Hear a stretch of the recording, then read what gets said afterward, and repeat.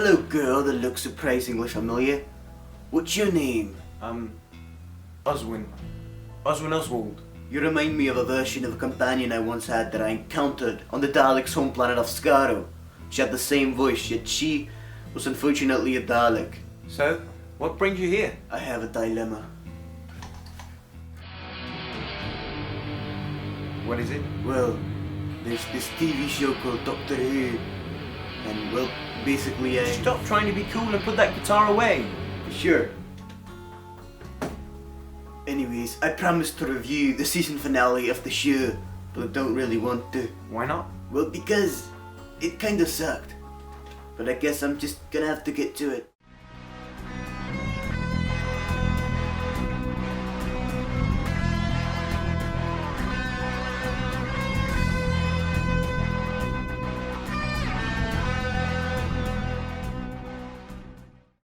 That's right, everybody. Right now, I'm reviewing the episode Hell-Bent, the official season finale of Season 9. Now, just as always, I will, of course, give you a short recap of this episode, which is spoiler-filled.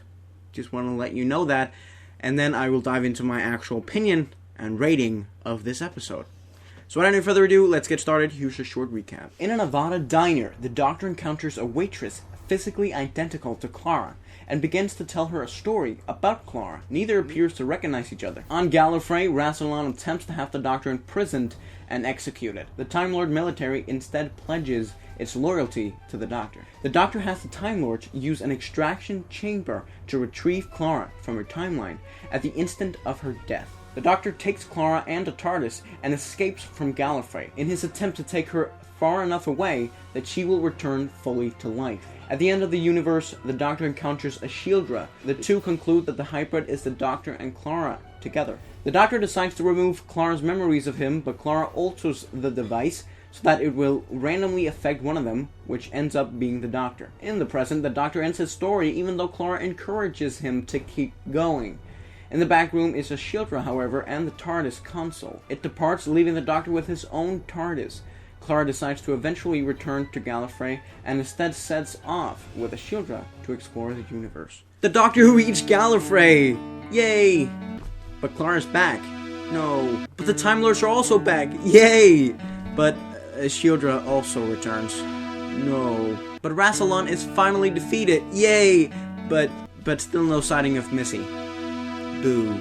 These were actually my initial reactions when watching this episode. There were a ton of stuff that I loved about this episode, and also some stuff that I just thought was shit. I feel like this is a reoccurring thing with Stephen Moffat's episodes. The 50th anniversary special, for example, was, to quote Billy Tracy, both amazing and physically painful to watch. However, when it comes down to it, I think that I just overestimated this episode. I expected for it to be at least better than the season opener, and perhaps on the production quality level of the 50th anniversary special, or at least just better than the Saigon two-parter.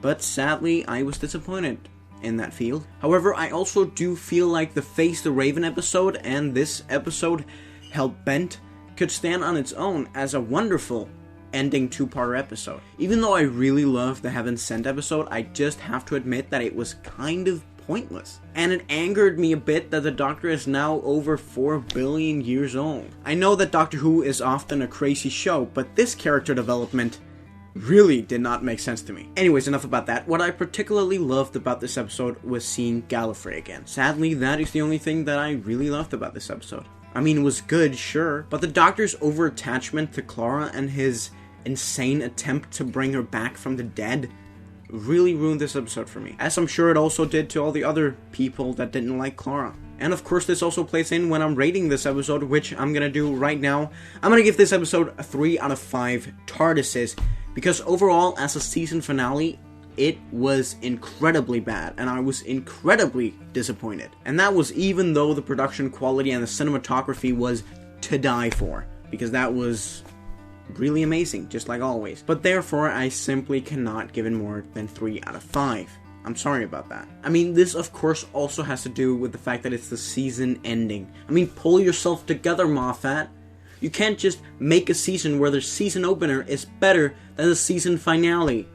What is going on with you? Seriously, man. Anyways, enough about that. I will just say thank you so much for watching this review. I look forward to seeing you all in a few weeks when I'm reviewing the Christmas special of 2015 of Doctor Who, which sadly has the return of River Song. In that review, I will also go more into depth about Season 9 as a whole and what I thought about it as a whole, and maybe perhaps even rate Season 9. So all of that is in store, and I just want to say thank you for everything, and I'll see you in a couple of weeks. Bye, guys.